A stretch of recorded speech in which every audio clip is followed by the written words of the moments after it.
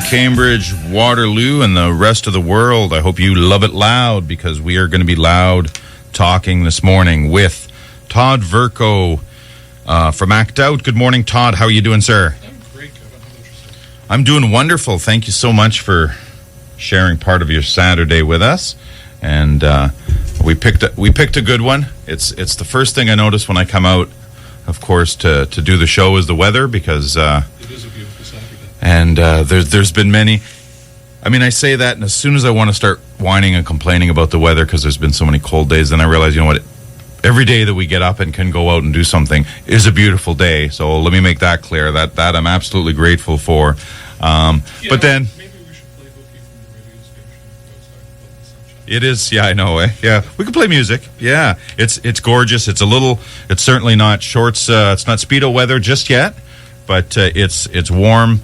But it's sunny, and I don't know what they forecast for the day, but I like the start to it, and it was a pleasure to see you as soon as I got here, which was great. And how have you been? We haven't talked for some time. Well, we've certainly been busy. Yeah.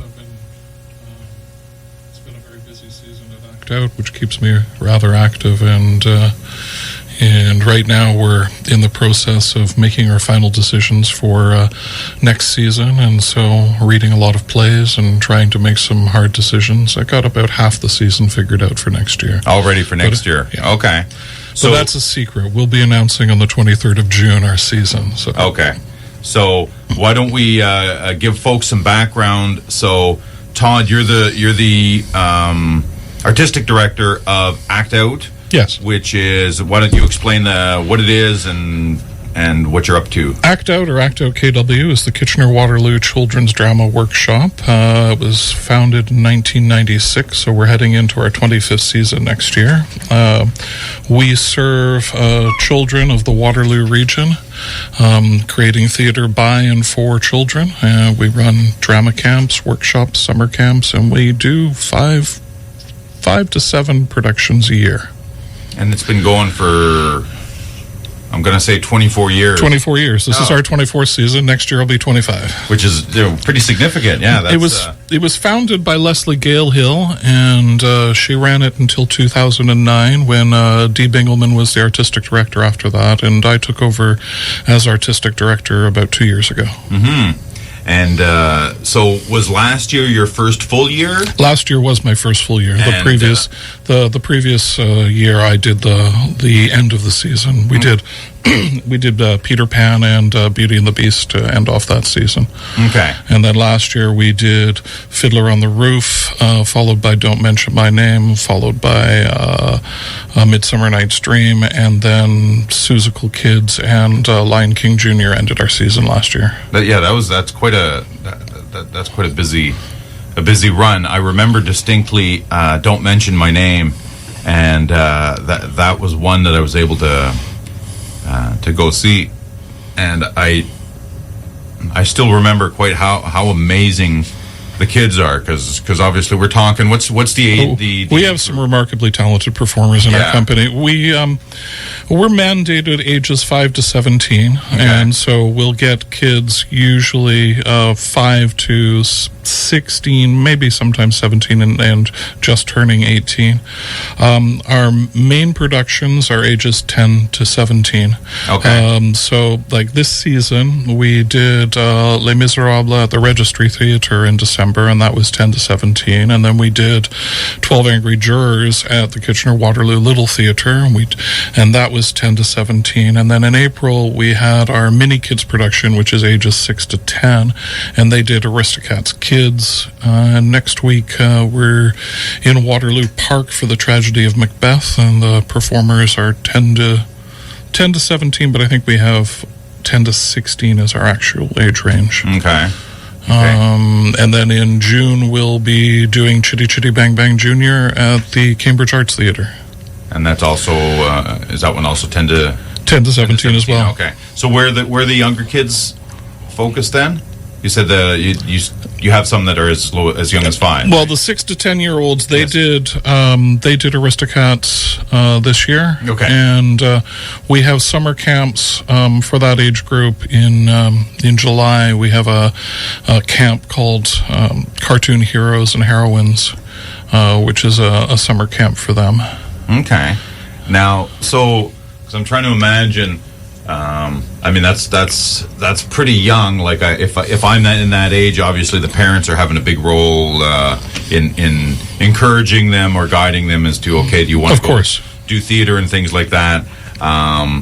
Do you get a lot that those kids already know, are already showing signs of, this is what I want to do, or is it still an age where they're coming to try it and say, oh, okay, this isn't really, I did it, but I'm done? We get a little bit of both.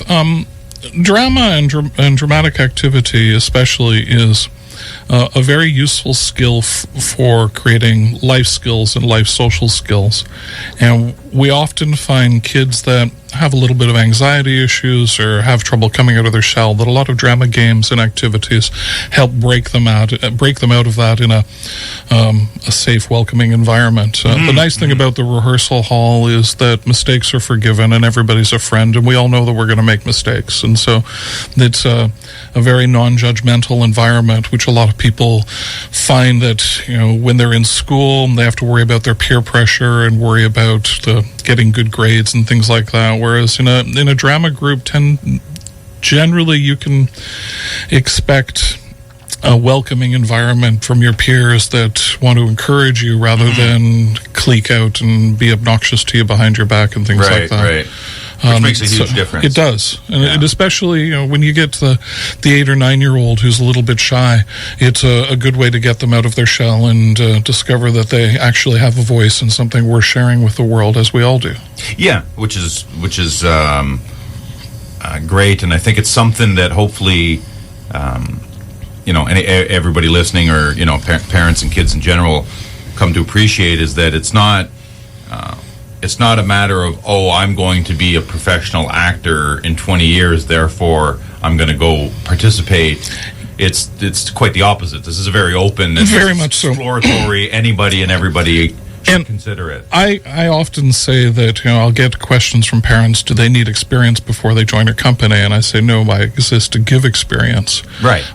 We're all about the process and less about the product. Of course, I want to put on a good production in the end, but I care more about the development of the actor and the performer, that they discover things and learn things about themselves and learn where their limits are, what they can and can't do.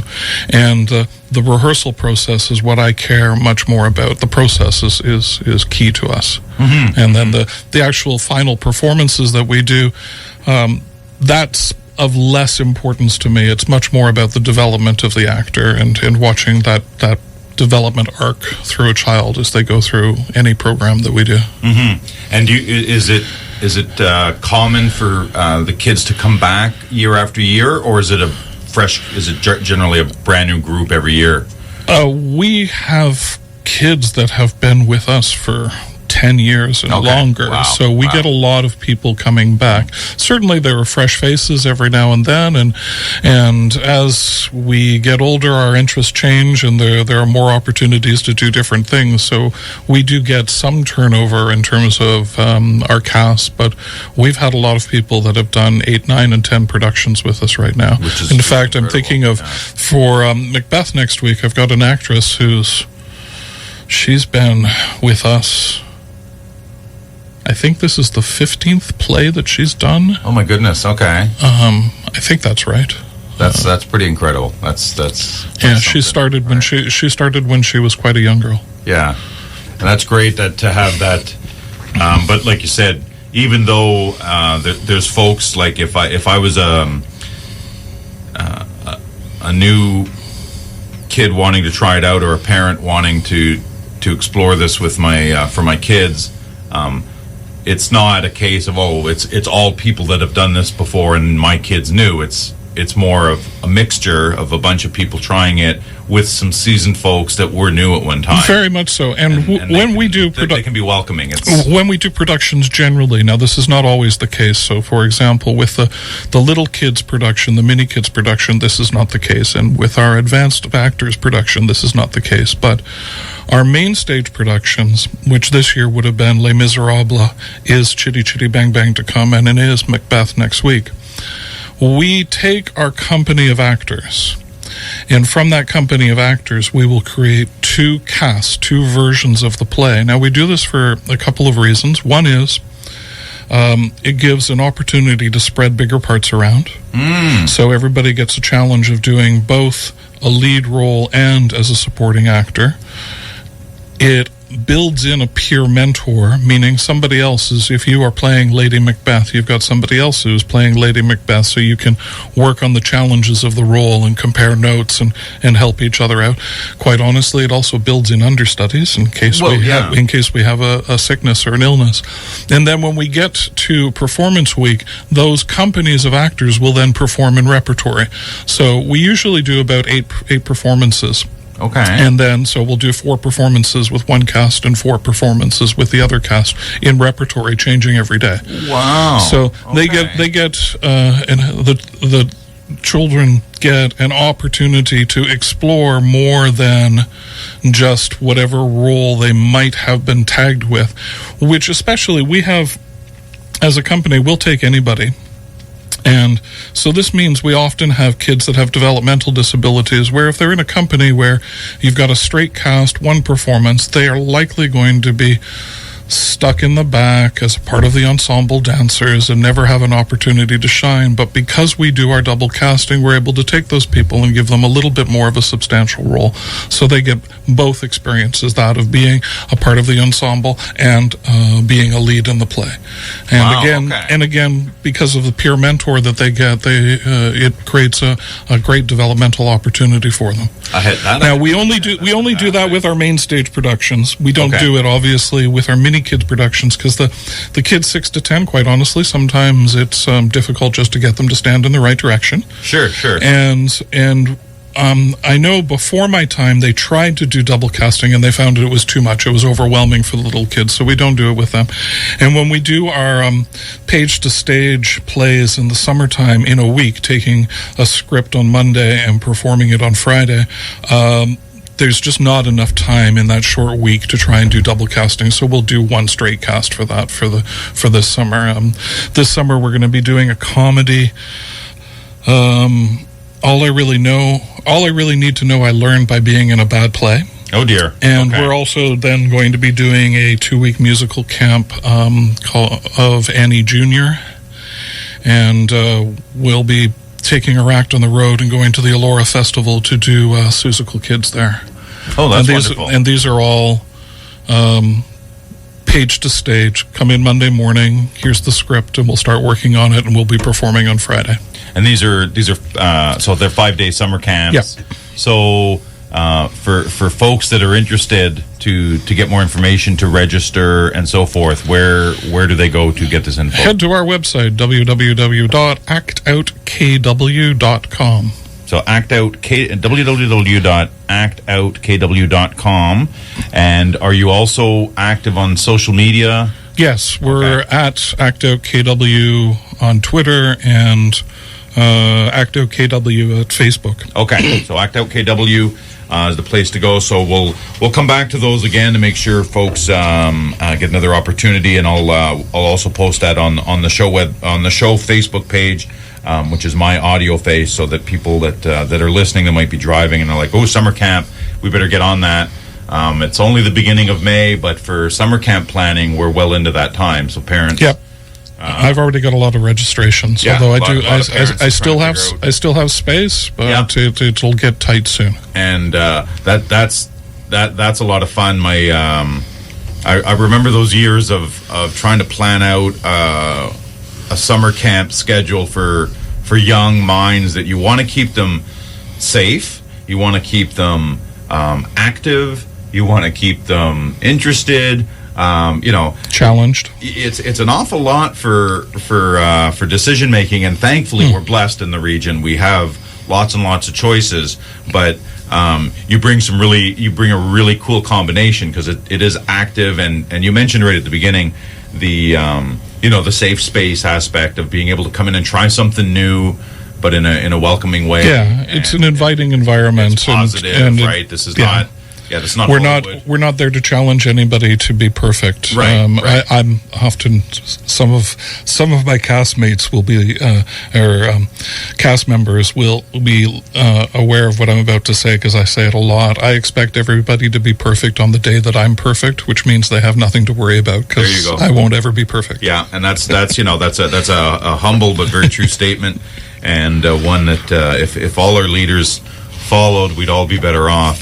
And it's a great opportunity, but like you said, that's a challenge, because you're coming in Monday, so it's not just 5 days of time passing doing stuff. You do have an overarching project here. You're going to come in, learn the play, perform it by the Friday in we'll say a comfortable environment. We're getting stuff done, but this is not a high pressure situation by any stretch. Well, forgive me if I try and talk the technicalities of a teacher. Please. There's what Vygotsky called the zone of proximal development, which is where you want to challenge people just slightly above their ability. Right. And that's where you learn. Mm-hmm. If something is too easy, you're not going to learn anything. If something is too difficult, you're not going to learn anything. You just want it to be just slightly above what you don't know. Mm-hmm. And that's the zone of proximal development. And that's what we try and do when we're teaching our kids. No, that's good. And Todd, you should speak that language every day, because it is something that goes well beyond schools or teachers. We all should have that concept close at hand, because that applies to everything. Yes, right? Absolutely. Including to the self-learning that we all do, and the growth that we do.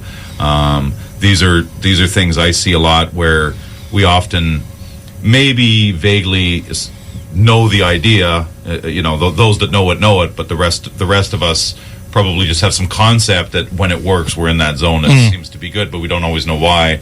But if anything, you certainly have, I'd almost say, very well-meaning people that often overstretch themselves.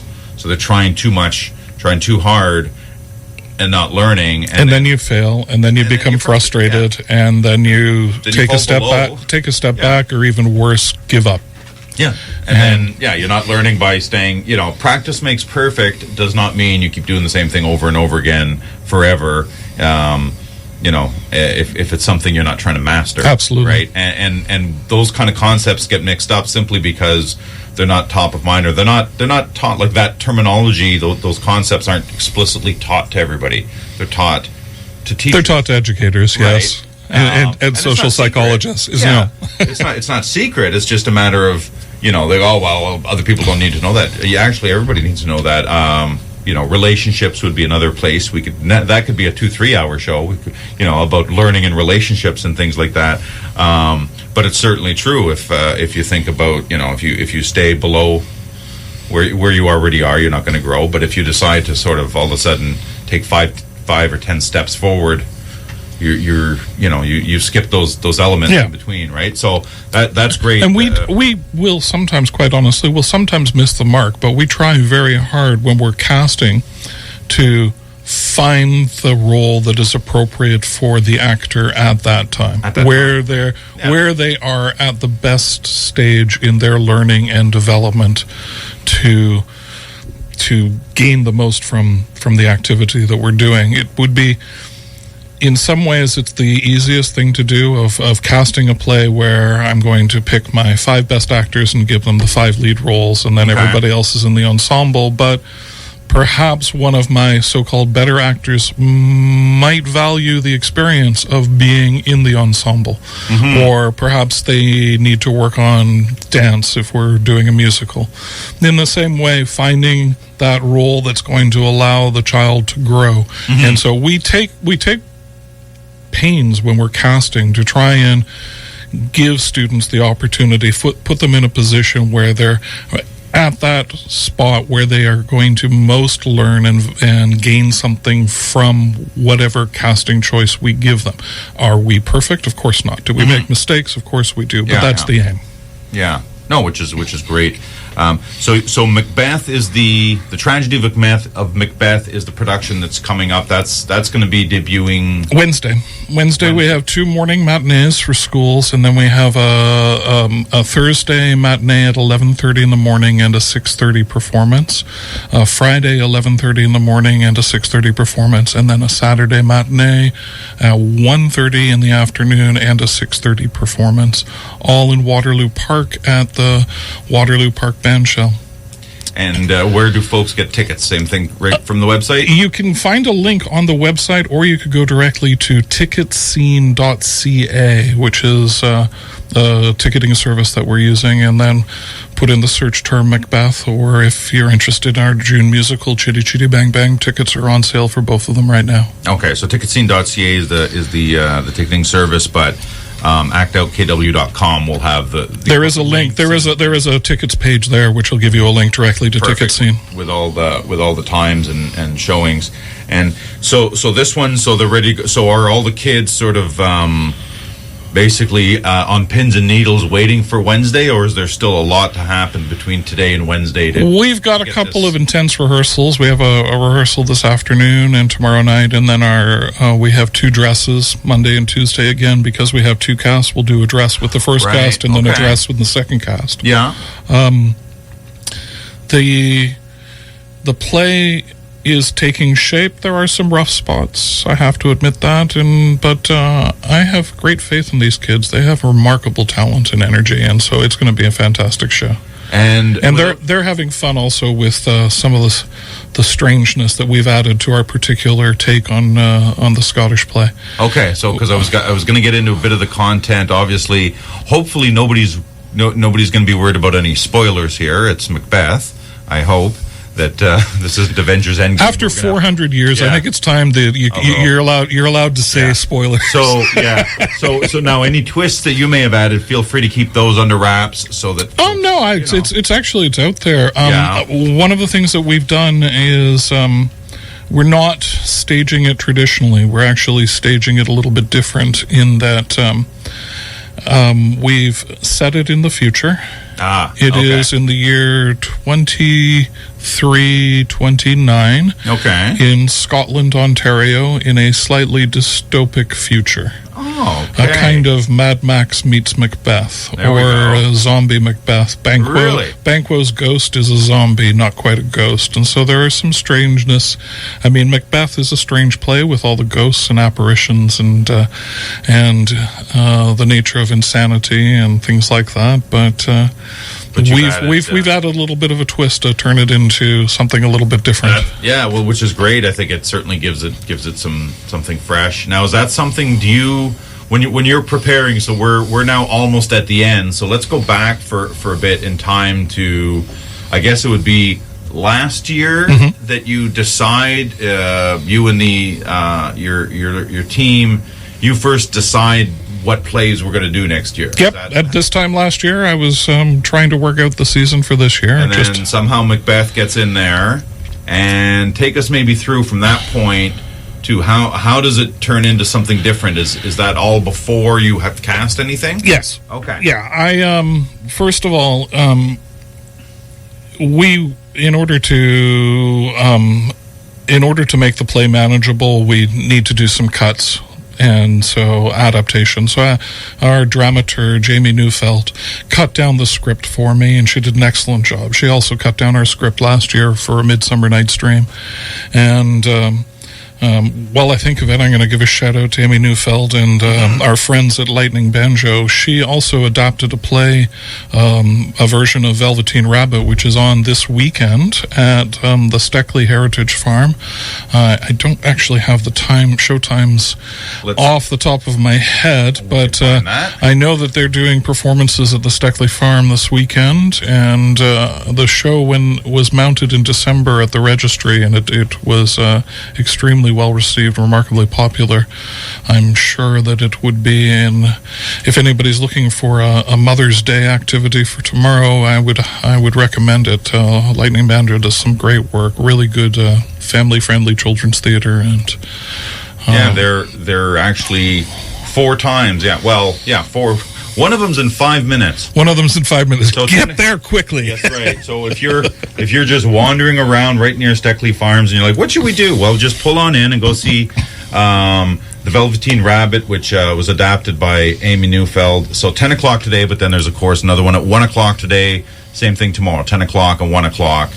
And like you said, that's a beautiful Mother's Day weekend, or just great family fun. And it's about the show is just under an hour, no intermission. So you can fit that in. That's a great spontaneous one. You don't need to make any plans. Just get on there and go see it, and you can get tickets on Eventbrite for that. So that's cool. So she cut down the script for me. Okay.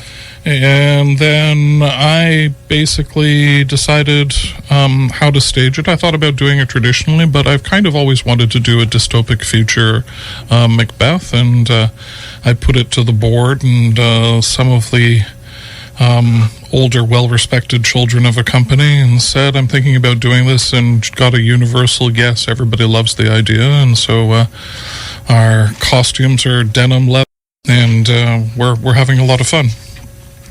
Yeah, that does sound like a blast. And now, with the kids, do the kids know this when they're casting? So yes. So they kind of already see some sense. So if they were hoping for traditional Shakespeare, they know that coming in that this wasn't going to be it. Yes. So they're not too disappointed, because I assume are most people not nowadays. I mean, like we were saying before, Shakespeare's been around, and it's been, I don't know if done to death is really a nice term, but I mean, it's been done a lot.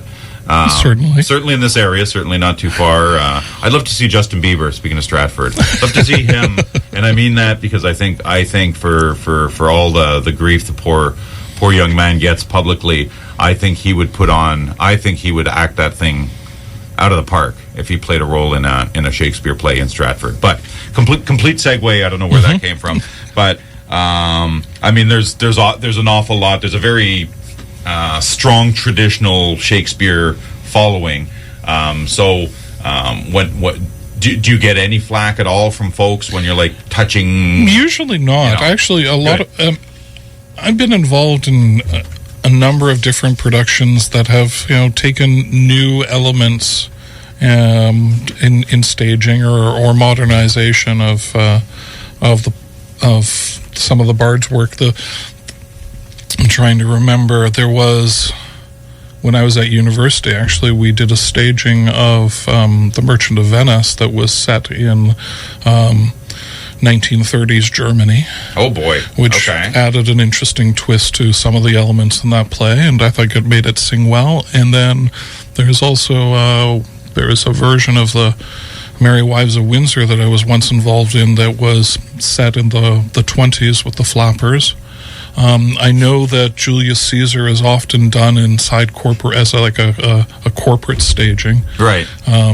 So I think updating and modernizing, it doesn't all have to fall back to the history plays, and sometimes the history plays get a little bit boring if they're just straight history plays. Mm-hmm. And particularly, it's not like they're not being done, line by line by somebody somewhere at any given point in time. There's an awful lot, so it's all out there. But I think it's great. I think it's a wonderful way to refresh it, but also to bring folks in that otherwise wouldn't potentially be all that interested. They may be interested in all the pieces, and they're like, "Uh-oh, Shakespeare, I'm out."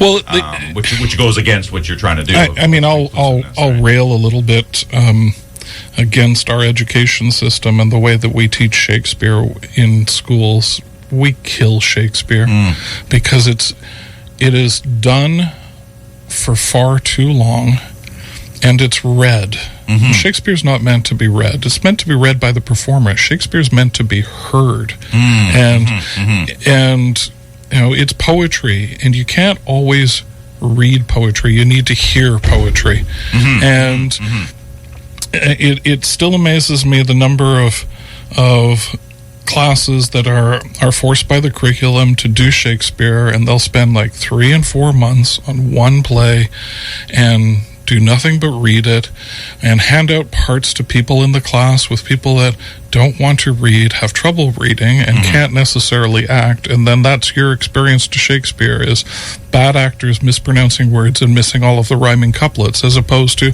why don't we go see a play and talk about it for a couple hours afterwards, which to me would be a much more valuable experience. Well, absolutely, right? And I think you'd be hard-pressed to find too many people involved, teachers, students, and everybody else saying, yeah, that's a bad idea. I mean, so it's unfortunate, like you said, sometimes we just, get stuck in routines or systems take over, and it becomes easier to just do what was done the year before than Sadly. So kudos for driving outside of that as much as you can. Let's take a very short station ID break, and we'll be right back here on My Audio Face with Todd Vercoe of ActOut KW. 98.5 CKWR. And we're back. I love these short breaks. So before we get back to speaking with Todd, let's have a look at what is happening on My Audio Face in the weeks to come. And it's very cool stuff, because a friend of the show, Mrs. Heather Valley, is joining us next week.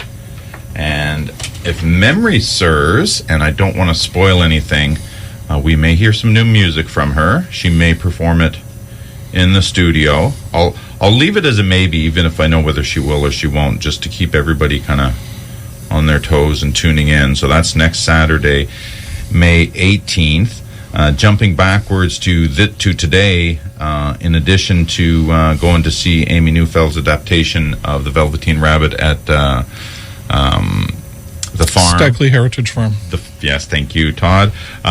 You can also head over to Waterloo Region, to the airport, to the Waterloo Region International Airport. Girls Can Fly is happening today. It's a great opportunity for the whole family, but particularly for young girls of all ages to get information on flying, just to have fun, to learn about it, but also to realize all the opportunities available to them in the field of aviation, including everything: piloting, running airlines, whatever you want to do. It's a great fun day, and thankfully the weather is holding up nice.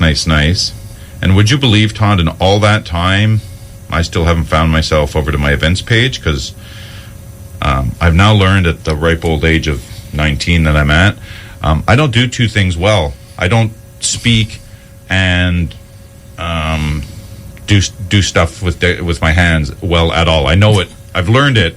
But people refer to multitasking in very sort of binary ways. They think they're either awesome at it or they can't do it. I think it's a little more subtle than that. I'm very good at certain types of multitasking, but one of them is not talking and physically doing. That involves like looking for something. If I was kneading dough, I could talk to you all day. But something I've learned and come to accept. So Heather Valley next week, and then the week after, more live music. We've got a lovely band. Todd, you're going to want to listen in for this one. Band Against Humanity, a melodic metal band from Mississauga, is going to be in the studio. It sounds bad. They're actually for humanity. It's a tongue-in-cheek name, but they're a lot of fun. They're in town. They're in the studio. That's May 25th. But then they're also going to do a free all ages show at Rhythm and Brews in Cambridge at 1:00 on the same day. And then that night, May 25th, that's only 2 weeks away, Cecile Monique and Deep Dark River are performing one night only together at the Chainsaw in Waterloo, and that is only $5 starting at 8:00. That's a presentation of My Audio Face. Cecile Monique, of course, being a internationally acclaimed performer right here from Kitchener. She has an album out called Genesis that is absolutely stunning, so we may try and sneak a track in today for that. And then finally we start the month of June off June 1st with Cambridge's author extraordinaire Tara Mondu. She's the co-founder of the Cambridge Authors that we're going to hear about on June 1st. But more importantly, she's the author of a book called Little Girl in the Mirror, and it's the heart-wrenching story of her mother's childhood. And we're going to hear about that, of her mother's growing up in Stratford. So all very local stuff. And that's all happening here on My Audio Face, 9:30 on Saturdays.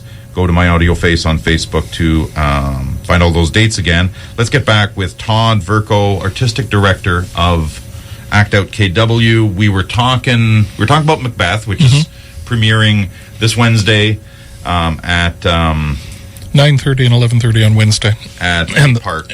Waterloo Park at the Bandshell. Thank you. 100 Westmount Road North, if I recall correctly. ActOutKW.com for ticket information and those dates and the other productions. So I want to come back, Todd, if you don't mind. You mentioned a bit at the beginning how you welcome everybody. There's no the criteria, I guess, to wanting to be in the show, the productions, is to be a kid between 5 and 17. Correct. That's it. And in particular, you encourage everybody to come. This is not you need to be an actor and budding. No, this is we want everybody that shows an interest, right, or isn't sure if they have an interest, right. And in particular, regardless of ability level, regardless of whether you have any experience, we exist to give experience. That's right. We are a teaching company first and most. Mm-hmm. And in particular, you also welcome anybody with developmental challenges or absolutely. I won't mention any names, of course, but I have several autistic children in the company. I have a lot of kids with anxiety issues in the company. We have a lot of kids with developmental difficulties in the company, and everybody's welcome and everybody's invited, and they make some of their best friends for life there. Right, and it works. It's one of those things. It's and I'll confess to being if I sounded like I don't know words, it's because I'm stumbling to find the right words sometimes to say what we ought to be able to just say, which is, if whatever your deal is, just come on in. Yeah, absolutely. It's good here, and I think I'm happy that we as a community and a society, I think we're getting much better at putting aside labels to exclude people. If anything, we are becoming a little bit better at saying we might want to identify things just so we know how we can help somebody better, and or so we can be more understanding and more compassionate, things like that. In the same way, if I goodness gracious, I had asthma as a kid, for instance, and it made any kind of physical activity horrible. Well, I didn't want to be known as the asthma kid, but I did want to be appreciated that, it'd be okay if I took the elevator instead of climbing 10 flights of stairs. That's all. Not because I was lazy. Yeah. It's because if I climbed those 10 flights, I was keeled over and taking meds, and then I wasn't performing whatever I was going to be doing up there in the first place. So, but we struggle. I do anyways, and I try to get better every day, but I know a lot of us in society struggle with not wanting to say anything because we mean well and say, okay, we're going to treat everybody equal when we're not all the same, and we don't all have the same needs. So now we shove everybody up the stairs because we don't want to stick it, and then we go the other way and shove everybody on the elevator. Meantime, we got to say, well, what do you need, and what do you need, and let's go. Well, right? Oftentimes I think it's giving a hand up rather than a handout, just helping somebody up onto whatever platform you happen to be on. And recognizing that everybody has something that is worth listening to. Everybody has something that is that makes our days better. Right, and if you open yourself up to that in whatever environment that you're in, for us, it's the rehearsal hall. I've got some kids that struggle to say anything and have the biggest hearts you've ever seen, and they bring tears to my eyes. Yeah. Oh, and which is probably goes without saying, but I imagine is one of the main reasons, or one of the reasons you do this is for that. Oh, very much so. Experiences, very much so. So we've got Macbeth, And then Chitty Chitty Bang Bang is coming up in June. In June, okay. Chitty Chitty Bang Bang is directed by Olga Denisova, who's ActOut's musical director, and it's her first time directing, and she's doing a fantastic job. I'm really impressed with the work that she's put in. We have, you were asking me earlier about kids returning. I'd say 60%, maybe 70% of the cast are returning cast members, and we have some real talents in that show. Yeah. And some of the new kids that are in the program, I know one of the new kids is actually playing the lead, and she's doing a remarkable job. So there's going to be some really special things happening in Cambridge in June. Okay. That's exciting. Yeah, so that one's actually, that performance is held in Cambridge. Yeah, it's at the Cambridge Arts Theatre. It used to be called the Galt Little Theatre. Okay. And is that on Water Street? 47 Water Street South, if I recall correctly. And the performance dates are June 5th to the 8th. Performance times, if I recall correctly, Wednesday 9:30, Wednesday 11:30, and then Thursday and Friday are both 11:30 and 6:30 p.m. shows, and then a Saturday matinee at 1:30 and a Saturday evening performance at 6:30. Okay. And then that's the productions, then we move into summer camps. And then summer camps will be starting in July. And you'd mentioned we got the younger ones as cartoons, heroes and heroines. Cartoon heroes and heroines will be starting on July the 8th. The 8th to the 12th is Cartoon Heroes and Heroines, and then we do our Page to Stage comedy July 15th to the 19th. And both of those, we're taking over the Kitchener-Waterloo Little Theatre for the summer, practically. Those two events are happening at the Kitchener-Waterloo Little Theatre. And then we go to run a summer camp as a part of the Elora Festival, July 22nd to the 26th. And then we return for our 2-week musical camp. We're doing Annie Jr. at the Kitchener-Waterloo Little Theatre for a 2-week camp from August 5th to the 16th. That's a pretty busy summer. So and then just moving ahead a little bit into next year, I know it's still a ways away, but you mentioned it is significant.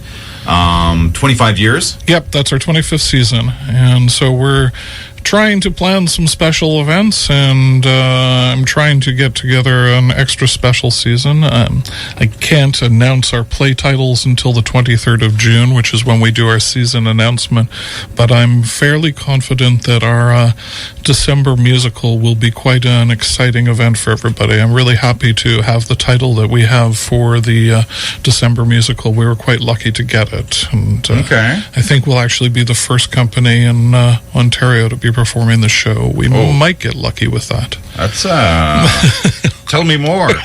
Tell me more. But June 23rd. So, June 23rd. And where now do you have an actual official announcement that goes out on that date? On June 23rd, we have a season-ending cast party, which anybody's invited to, which will be at the Emmanuel at Brighton Child Care Center. We do a lot of rehearsals out of there. Okay. And we'll have our season announcement on the 23rd as a part of our cast party. Cast party from 2 to 4:30 and season announcement at 4 o'clock.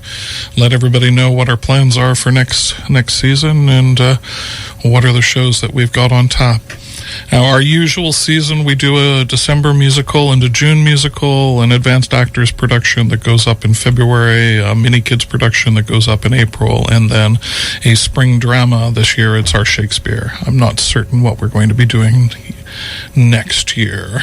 Right, but I got some ideas, but we haven't made I know that the December show's been chosen, and I have the rights to it, and my mini kids production has been chosen, and I have the rights to it. I'm fairly confident that we've chosen our June musical, but the other two shows I've still got some decisions to make on. Okay, that's pretty exciting. So before we head out, Todd, we've obviously folks can get involved in a whole number of ways. So I just want to cover all those off. So first and foremost, for kids that are interested in participating and or their parents, the summer camps are the next opportunity to get involved at a production level. And then same thing for plays for next year. They just go to the website actoutkw.com, get in touch with you, ask all the questions, and then we can go out to plays to see them. The one coming up this Wednesday, I know this. It's The Tragedy of Macbeth. Tragedy of Macbeth, with some modern twists, some dystopian modern twists, which makes it sound quite exciting, because I know that'll. There's always an element of humor, whether it's dark or not, but there's always humor. At least I see it whenever twists are done. I rarely see them done without some level of fine humor. So it should be a lot of fun. Oh, I'm sure Banquo Zombie is going to make a few people laugh. Exactly, right. And especially I'm just imagining, and then it's being acted out, right? So it's just going to be a load of fun. So that starts this Wednesday, and then Chitty Chitty Bang Bang in June in Cambridge. Now, what are some other ways that the community can get involved? Like, is there opportunities for fundraising that you guys do to make sure everything goes on, or how do folks that say, hey, I want to help make sure this continues in the community and grows in the community? What are some things? Well, certainly, if you head to the website, there's an opportunities page where I'm taking resumes at the moment for staff and faculty for next season. Okay. I can always use volunteers that are interested in helping with sets and costumes and things like that. Okay. And other events as they come up. Next season, for the 25th anniversary, we're hoping to arrange a few special days and maybe some pop-up theater here and there, which might be some fun experiments. Pop-up theater, Kevin's looking at me a little bit strangely. That was my quizzical radio. Pop-up theater is where you perform a short play where you don't expect it. So you decide, we're going to start a performance without telling anybody, and we'll start it on the corner of, say, King and Victoria, just out of the blue. A play starts, or in. So a flash mob, a flash mob, but a play. That's exactly the way of thinking about it. And pop-up theater. How long will that play last? So if I happen to see it just start, how long will it? 15, 20 minutes. Okay. And take that play on the road and into different. And then maybe places. Tomorrow or a week later on some other street corner, bam, you're back up another 15 minutes. And now, have you done that before? I did it years ago when I had a company in Toronto called Open Mind Productions. And we did a couple of pop-up theater, especially when we were doing a show called The Death of Parent God, which had a lot of theological discussions inside the play. Okay. And so we did a couple of pop-up theater that was like mad evangelists preaching on street corners to stimulate interesting conversations amongst the people of downtown Toronto. Yeah, well, 'cause I'm sure half the audience had no idea it was a theater. No. They would have just figured another day, right? And maybe you've got some converts. I don't know. Very cool. I'd love to see that. So that's not been done by you guys in the region. No, we haven't done it. It's just a suggestion that I have in different kinds of events. I'd like to, but we haven't quite decided upon this. I'd like to see if we can get a 1 night or 2 night extravaganza, bringing back some of our alumni. Because after 25 years, there's a lot of alumni out there, and give them, come and do a short skit or a performance or sing a song and come back into the family and see if we can all touch base. But so lots of ideas percolating for next year, which is exciting. So hopefully between now and then, hopefully we can have another chance to chat, Todd, and share. Once I'd certainly be up for it. Once we have information we can share, but for next year's 25th anniversary of ActOut KW. In the meantime, for those that are waiting with bated breath, it's June 23rd is when you're going to start to announce next. That's our season announcement, yes. For the production. And how early can kids sort of say, okay, I want to do production next year? Can they start lining up right now, or how does that no, work? we make our season announcement on the 23rd of June, and then registration will open about 2 weeks after that. We like to give a little bit of a delay for those people who aren't able to make it to the season announcement, and so that everybody has a fair shot at registering, because sometimes, quite honestly, our shows fill up quite fast. Like Les Mis, we filled up 35 spots in about a week last summer. Okay. And so if it's a popular title, we'll get a lot of people signed up rather quickly. And then when in a case like that, do you wait list a few of the kids? Oh yeah, definitely. And well, can they also sort of say, okay, well, I'll just join this other production? Is that often, or are they very focused on I'm doing Les Mis or nothing? Depend on the kid. It's a bit of both, I guess. Some people will sign up for multiple productions. Okay. I've had one girl last year did every show that we did. Wow. That's incredible. Yes. That's incredible. That's and again speaks to this idea that it's not one size fits all, right? Because probably for that kid, that's exactly it's exactly what she wanted and what she needed, because that's what happened. Very much so. But by no stretch do you want to make that a standard. Say, okay, everybody, you got to do no. But no, it's fitting the needs of each person. Exactly, absolutely. Which is again that's a testament to your to the fact you're paying attention to that, and you're responding to that. And I think the other piece, Todd, that's come out a lot from our talk is, like you said, kids keep coming back and want to do it again. This is all optional, so they're not they're not coming back because they have to in any way. That's no, they're coming because they want it. They want to. It's also, quite honestly, they make some of their best friends inside the company, again, because they know that they can they can be themselves. Yeah. That they're especially in the rehearsal hall, everybody is open to new experiences and a welcoming environment that is comfortable with you failing and supports you if you fail and builds you back up so that you can succeed, as opposed to being oftentimes in the classroom or in the schoolyard. If you fail, everybody keeps pushing you down so you fail further. Mm-hmm. Whereas in a good drama program, failure is met with support and let's get you back up and get back on the horse and all that kind of stuff. Wonderful. Yes, it's a great example, and keep doing it, Todd, and keep spreading the word, and hopefully we get nice packed houses this Wednesday, starting this Wednesday for the tragedy of Macbeth. ActOutKW.com, ActOutKW on Facebook and Twitter. And just in case my mother's listening, happy Mother's Day for tomorrow, and to all the mothers out there, happy Mother's Day. Todd, yes. Absolutely happy Mother's Day to all. And coming up in just a few minutes, Frontline Forward is on the air here on FM 98.5 CKWR. We are going to go out with a couple of friends of the show. Deep Dark River, who is performing in a couple of weeks with a cover version of one of my favorite songs from the 90s called Holy Diver.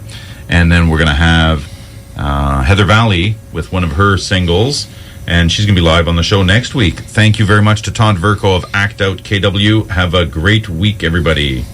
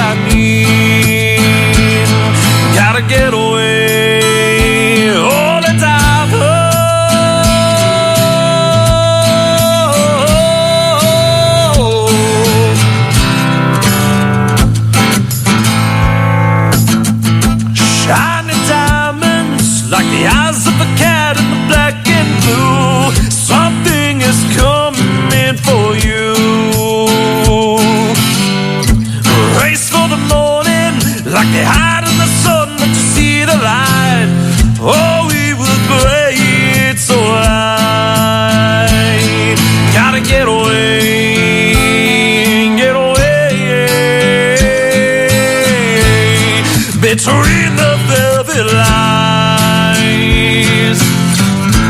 There's a truth that's hard to steal. That vision never lies. Life's a never-ending wheel. Oh, the diver, you're the star of the masquerade. No need to look so afraid.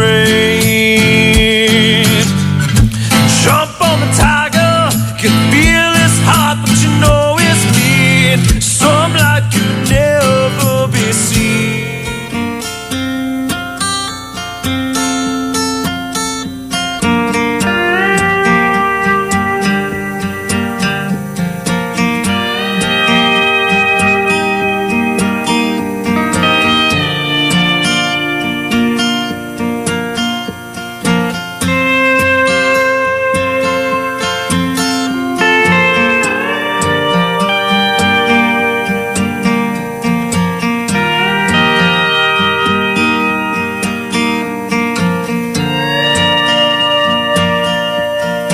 So far I can't say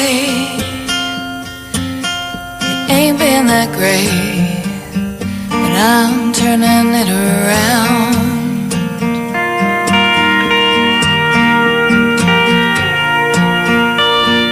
That desert road I've been on so lonely for so long.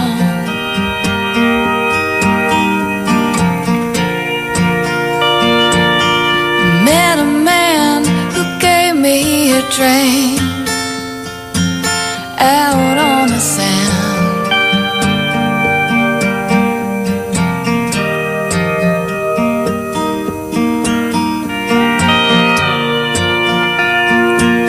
Then shot my horse onto me. He was real sorry about my love.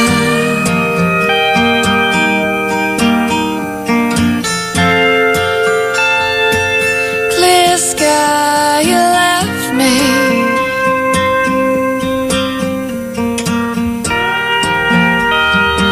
You're not really gone.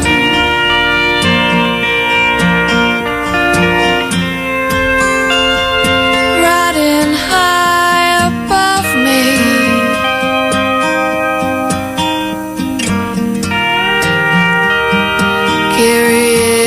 Carrying on.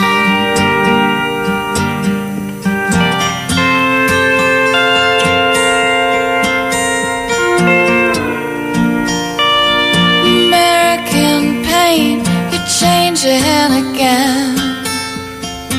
And I wonder, were you ever what I saw?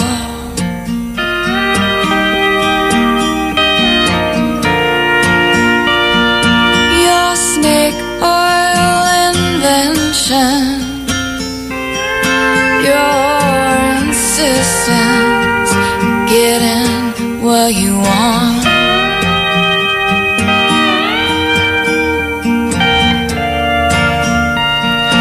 I've been on my feet so long, my boots is worn down to the sea.